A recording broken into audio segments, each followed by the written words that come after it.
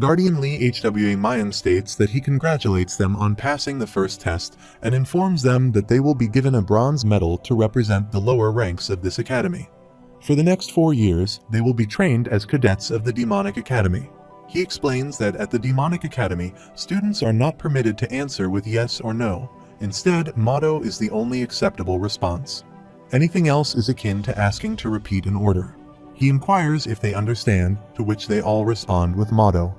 He then suggests organizing into groups. After a while, Baek Jong Mayang arrives holding a plate for treatment and states that he is now prepared. He asks if they should get started with the treatment. Prince Chin Yo-woon addresses him as a doctor. Baek Jong Mayang corrects him, stating that it's Baek Jong Mayang, and suggests he include his last name rather than just calling him a doctor. Prince Chin Yo-woon inquires about his condition, wondering if it's severe. Baek Jong Mayang apologizes and explains that, unfortunately, as a cadet of the Demonic Academy, it will take at least 11 to 15 days for him to be able to participate in the tests. Prince Chin Yo-woon asks for clarification, pondering what he should do. If Nano were to start the self-recovery mode, the treatment would be over instantly. However, if he heals too quickly, it will raise suspicion. On the other hand, if he undergoes normal treatment, he will fall behind in training. He thinks he doesn't know anything following the first test since he was taken to the infirmary. Baek Jong Mayang reassures him not to be too disappointed, stating that if he were to be treated by an ordinary doctor, it would take months, but it would be much shorter because he is Baek Jong-woo's student. However, he emphasizes that it will still take a lot of time alongside training. Baek Jong-woo mentions that this might not be of much help, but he will pretend that he doesn't know he is learning martial arts from the right guardian. He thanks him, promising to repay him in the future. Baek Jong-woo responds that it's fine, as he doesn't expect much anyway. He quickly removes his shirt, noting that now, since they will be doing acupuncture, he is going to have to take off his clothes. He looks at his body in shock, thinking he knows he hasn't learned any martial arts, yet his body looks much better than he had imagined. He considers that perhaps he didn't achieve this through Nigong, and if he did, it must have been through Weingong. Taking a needle, he declares the first one will go in the middle of his chest. The nano machine alerts, sensing an attempt to harm the user's body with a sharp iron needle, and activates self-defense mode. Prince Chinyo orders no, stop that. The doctor is doing this for treatment. He wonders if he can't differentiate between an attack and treatment. The nano machine responds, deactivating self-defense mode as commanded by the user, and warns that if he doesn't inform it in advance about something being treated, it will consider any damage to his body as an attack. He thinks all right henceforth, he does not react to things that he accepts willingly. The nano machine confirms that he understands. He observes his stomach and notices that it is starting to hurt less.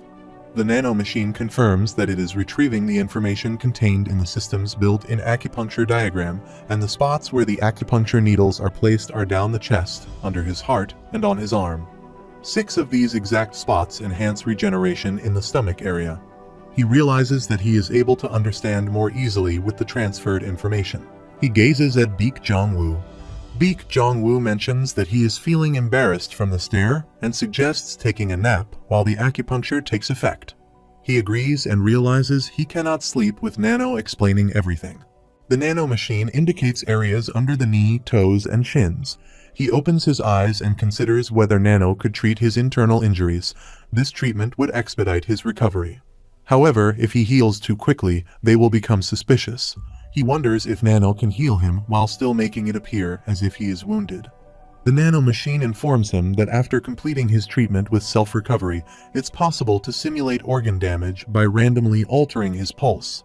He thinks he only asked just in case, but he's glad it's possible. If he can deceive Dr. Baek for about 2 weeks, this will be his chance to learn Nigong from the right guardian.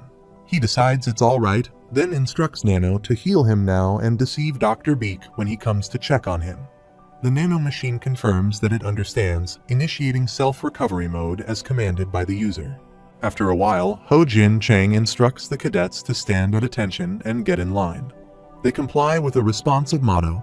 Lee HWA Mayang announces that he is going to explain their next test. He states that until the 3rd test, all cadets will take the test simultaneously, and to pass the 2nd test and become mid-level warriors, they must be familiar with basic tactics and strategies. He emphasizes that they have only 20 days to prepare. They are all shocked to hear this and think that it's too short a time.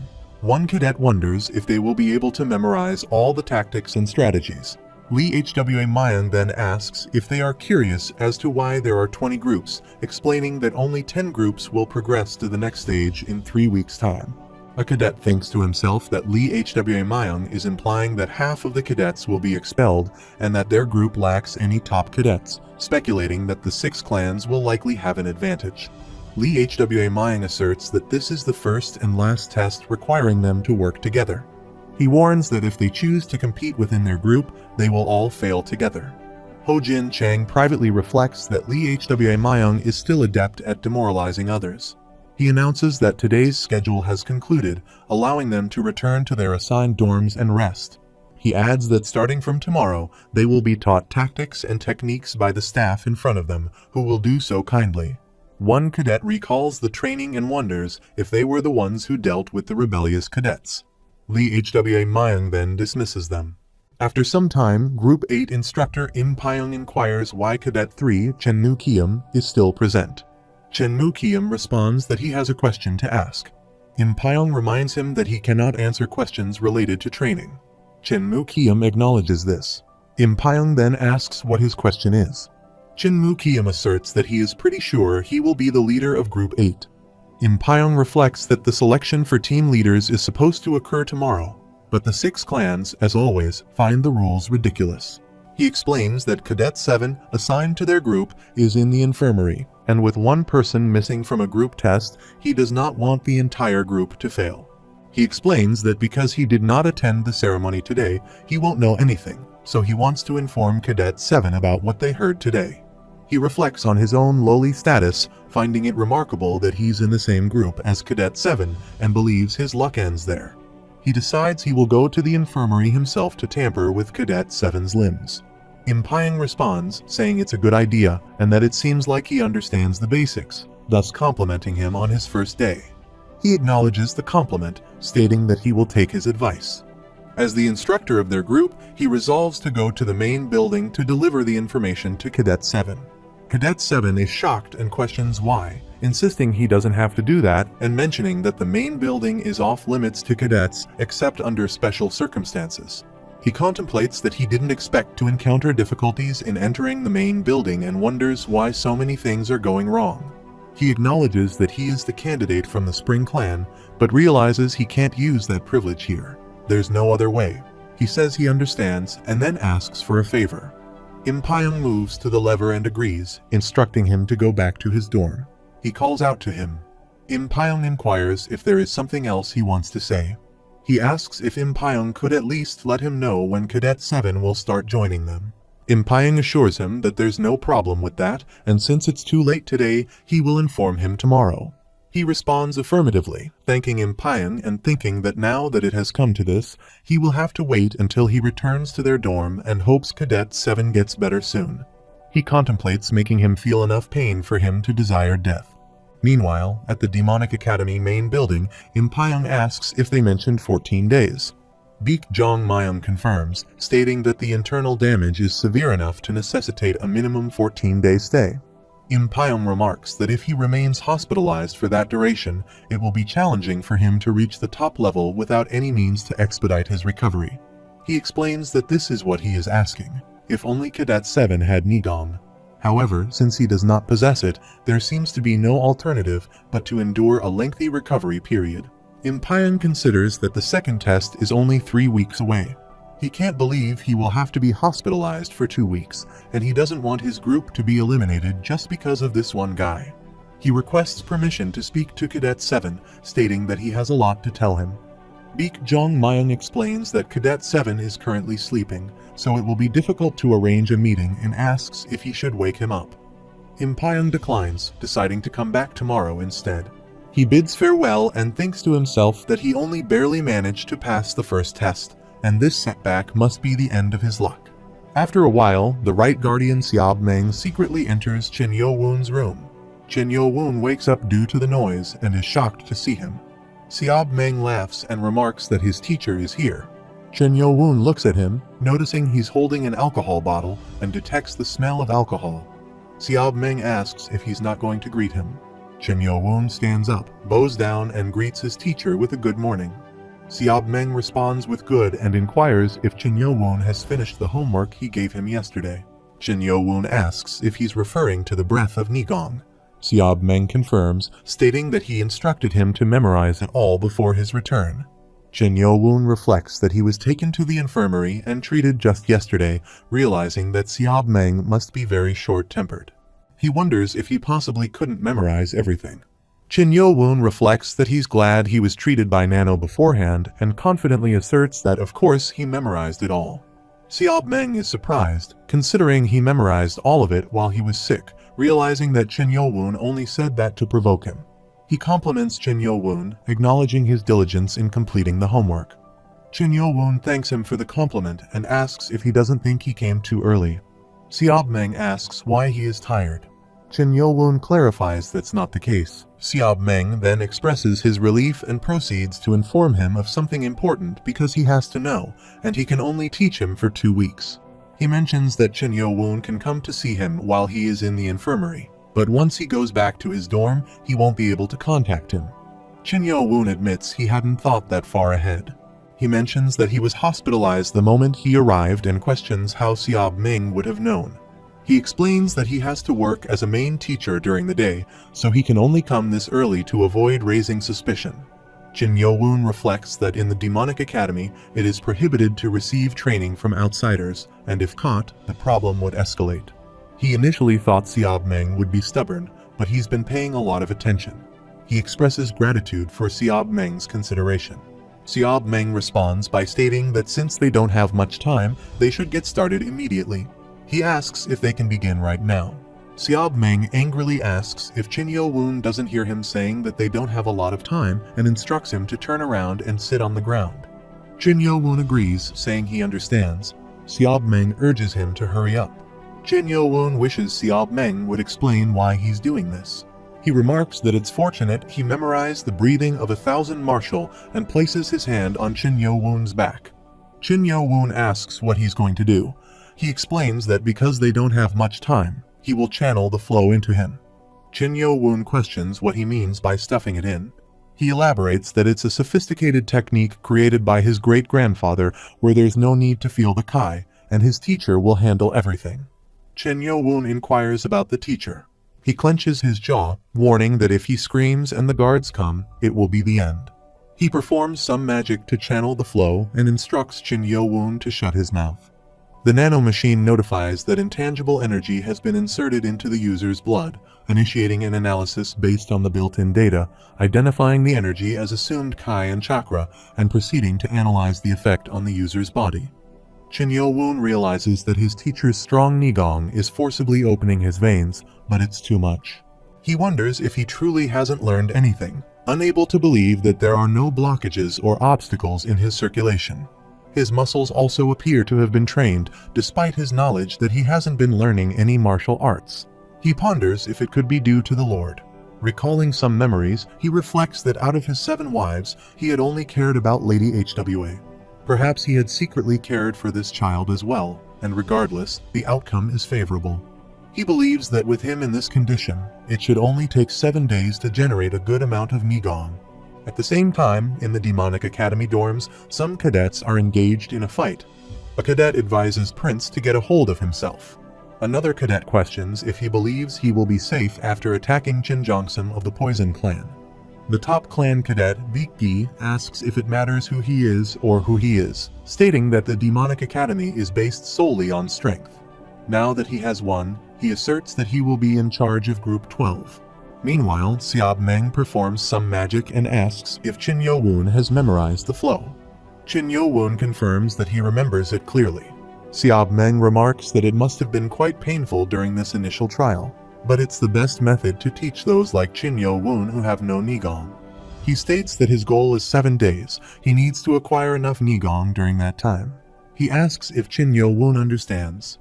Chen Yo-woon reflects that seeing how tired Xiao Meng is, he must have used a lot of Nigong too. However, he believes he should be able to endure at least this much and promises to succeed as much as he cares about Xiao Meng. Xiao Meng remarks that Chen Yo-woon seems to be capable of saying some commendable things and declares that today's training ends here. He advises Chin Yo-woon not to forget the breathing method and the flow. He must ensure he knows it well.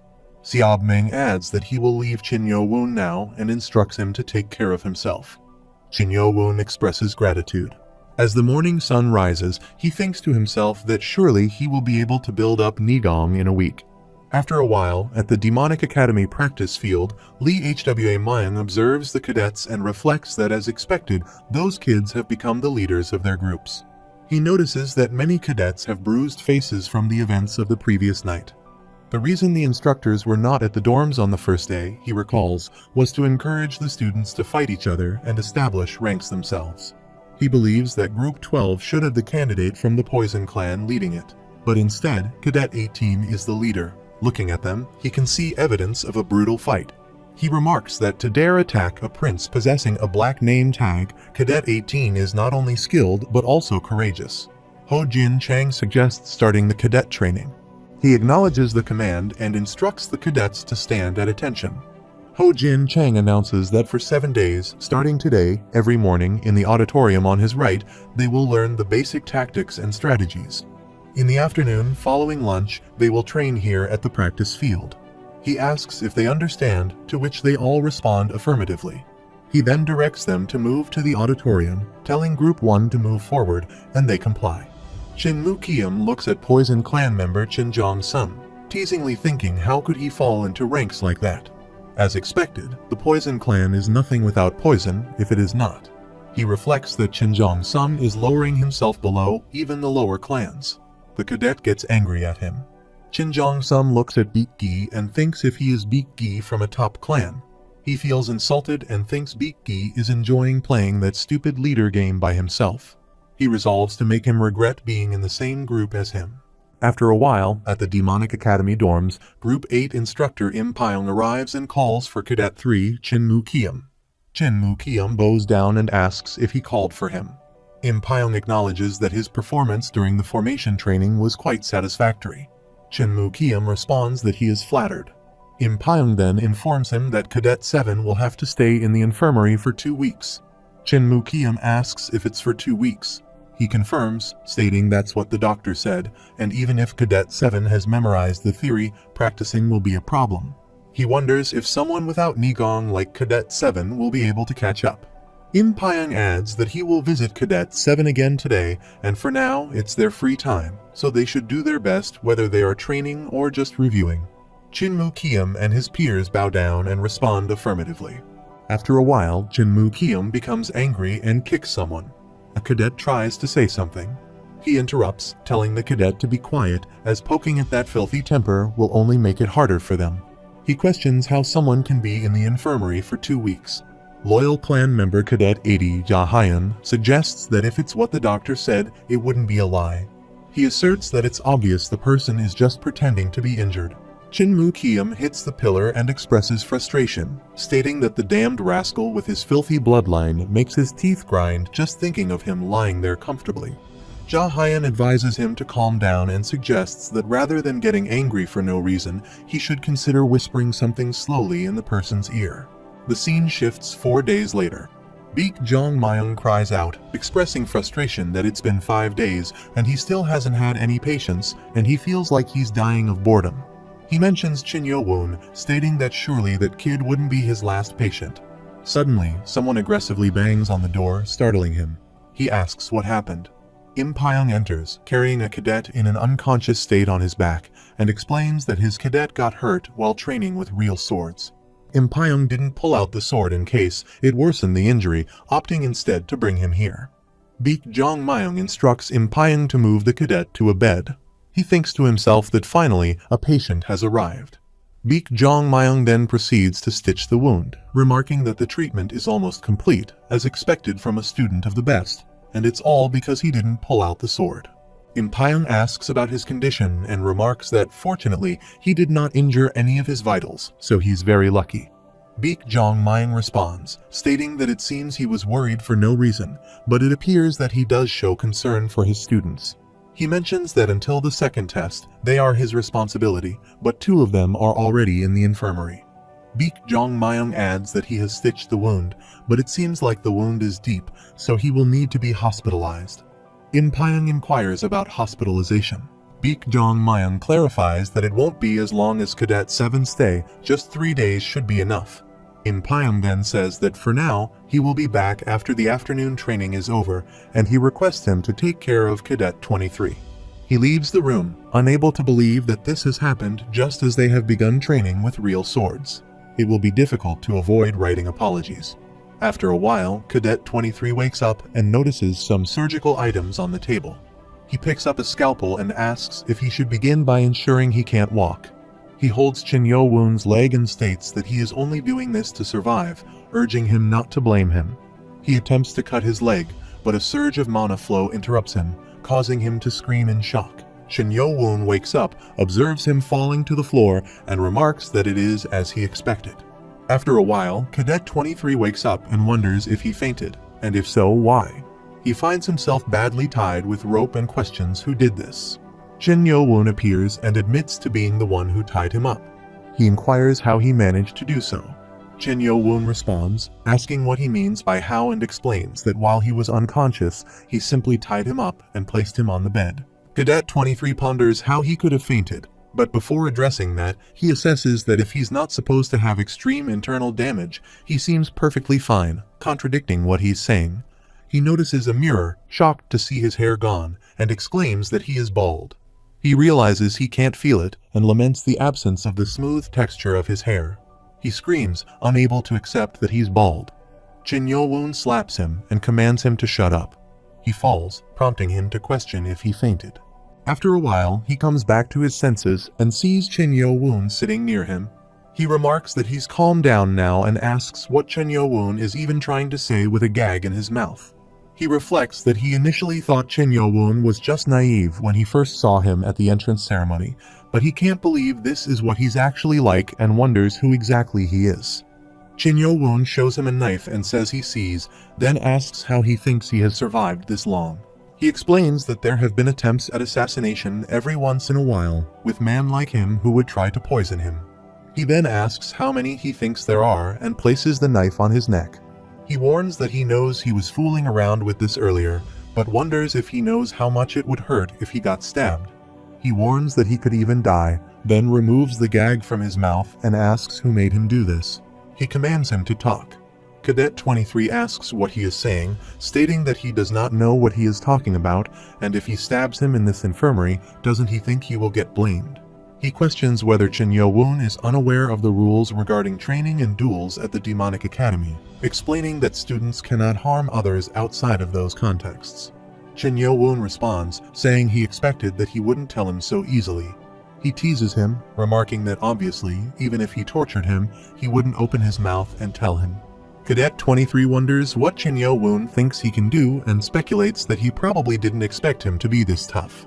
Chin Yo-woon asserts that they will just have to see if he opens his mouth or not, then puts the rope on his mouth again, walks away, and instructs him to wait there. After a while, Chin Yo-woon arrives with a box of needles and remarks that there weren't many things where he used to live, but there are so many things here. He ponders what he is going to do with those. Chin Yo-woon laughs and twists his hand back. He wonders how someone with no martial arts training can be this strong and questions why he is trying to open his hand and what he is going to do. Chin Yo-woon picks up a needle and says it's going to hurt a little, then pushes the needle. He tries to scream, but Chin Yo-woon tells him to stop overreacting, reminding him that he said he wouldn't open his mouth even with torture, so he should think of this as revenge. After a while, the Cadet 23 comes back to his senses and falls to the floor. Chin Yo-woon asks if it hurts a lot and mentions that he fainted twice. He wonders if they should do his other hand, but he moves his head in a gesture of refusal. Chin Yo-woon asks if he finally feels like talking now, then removes the rope from his mouth, commenting that he should have done that at the beginning. The cadet thinks to himself that this guy is crazy. He would have died or gone crazy after enduring that, and he should just tell him now. Chin Yo-woon asks if it was Chin Mu-jeom or not. He asks how he knew. Chin Yo-woon responds that he's curious as to how he knows. He confirms that it was indeed Chin Mu-jeom. Chin Yo-woon acknowledges this, thanking the consideration of the great Chin Mu-jeom and mentioning that their instructor comes every day to give him lessons. He states that he knows in great detail which group he is in and who else is in the group. He admits he already guessed it, but wanted to hear it from the cadet's own mouth. He identifies him as 23 Hyobong and reflects on how someone said this guy was nothing, but now sees him as a monster, hiding his strength and acting as if he has none. He can't even imagine how strong he will become once he improves further. Jin Yo-woon acknowledges that he's gained some valuable information thanks to him, but he needs to go to sleep, suggesting they end it there. He questions if he's serious. Jin Yo-woon asks about what happened earlier. He assures him that he won't tell anyone about it and beats his head on the floor, pleading for Jin Yo-woon to take his anger out on him. Jin Yo-woon moves forward, places 2 fingers on his head, and twists. He realizes he has no Nigong and falls unconscious, thinking that he's fooling everyone. Meanwhile, Xiao Meng runs on the wall and thinks to himself that he did not expect the kid to learn it so quickly. The scene shifts to a day before, when Xiao Meng sits with Jin Yo-woon, practicing some magic. He reflects on how strong Jin Yo-woon has become. In just 5 days, he was able to acquire Nijing. Normally, it would take at least 2 to 3 weeks, maybe even a month. He surpasses Xiao Meng's expectations, proving himself as a real talent. Xiao Meng had originally planned to help him acquire Nigong in about 2 weeks and then teach him basic techniques and breathing methods, but now he realizes he'll have to change his plan. After a while, Jin Yo-woon greets Xiao Meng and informs him that his student, Jin Yo-woon, sends a morning greeting to his teacher. Xiao Meng acknowledges this and asks where Jin Yo-woon put it. Jin Yo-woon responds that he has it under his bed and Xiao Meng instructs him to bring it there. He agrees, saying yes, sir. He then explains the Black Dragon Ball, which is made by the Demonic Academy with medicinal herbs. It is a medicinal ball given to the students who pass the first test. If absorbed properly, it allows one to acquire 20 years worth of Nigong after consumption. However, after it's consumed, the body becomes resistant, so the effect is less effective in a second dose. He returns with the Black Dragon Ball, placing it in a box and opening it in front of Xiao Meng. Xiao Meng believes it still carries a nasty smell, and if this kid takes it, he should be able to receive a maximum of 20 years of Nigong, after which he should be able to take care of himself. He notices Hyobong's leg and inquires about the kid over there. Upon closer inspection, he sees that the kid is badly tied with ropes and asks if something has been done to his blood point. Jin Yo-woon explains that he came after Dr. Beak left. Xiao Meng questions why he came after him. Jin Yo-woon mentions that he heard that since yesterday, the 5th day since they entered the academy, training has been conducted with real swords. He suspects he was deliberately stabbed with a real sword in order to get close to him. Xiao Meng demands to know how dare he do such a thing in the infirmary of the Demonic Academy, and whether he is unaware that he could be kicked out if discovered. He mentions it appears he has the guts to not be afraid of it, or this could imply that someone ordered him to do this. He remarks that by his reaction, it seems he already knows who it is. Jin Yo-woon identifies the individual as the man from the Loyal Clan who is in the same group as him. He inquires about the Loyal Clan and remarks that he has never encountered any good men from that clan. He thinks it's a tough family that has a lot of troublemakers, but he supposes he can't say anything against them and remarks that it seems like he has a pretty tough life. Jin Yo-woon responds that it's alright, he is used to it. He thinks it's because he said it like that, it makes it sad, and slaps Hyobong. He explains that if he pokes his blood point with less than a year's worth of Nijin, it wears off after only a couple of hours. Xiao Meng states that it would take at least 10 years for Nigong to do it properly and inquires if he understands. He affirms that he will keep that in mind. He picks up the Black Dragon Ball box and holds it. Xiao Meng then states that he can now consume the Black Dragon Ball. When he asks if he should simply swallow it, Xiao Meng responds negatively, explaining that chewing and then swallowing makes the absorption of the medicine more effective. He puts the Dragon Ball in his mouth and thinks about the putrid smell, already anticipating its bitterness. As he chews, he finds it extremely bitter with a foul odor, causing his tongue to feel paralyzed and inducing a desire to vomit. Xiao Meng instructs him that if he has swallowed it, he should begin using his breathing technique. He acknowledges with a yes, sir. After a while, they both sit down, and Xiao Meng again performs some magic on his back.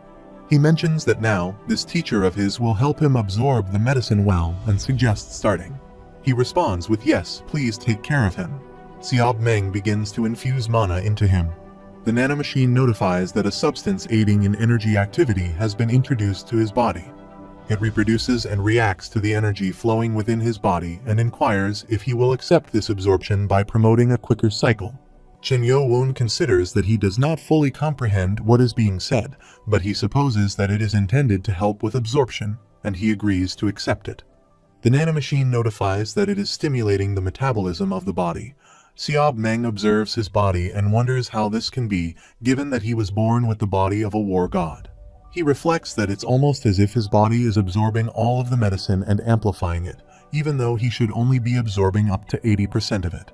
He realizes he is nervous about this for no reason. After a while, Chen Yo-woon observes changes in his body.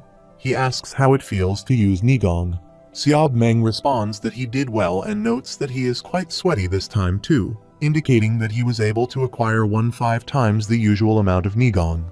Chen Yo-woon then inquires about the duration of 30 years. Xiao Meng explains that it's just a rough estimate. The other students will be absorbing the medicine on their own, so they might not even be able to absorb half of it. Chen Yo-woon bows down, expressing gratitude, and acknowledges that it's all because of Xiao Meng's help, stating that it wouldn't have been possible without him.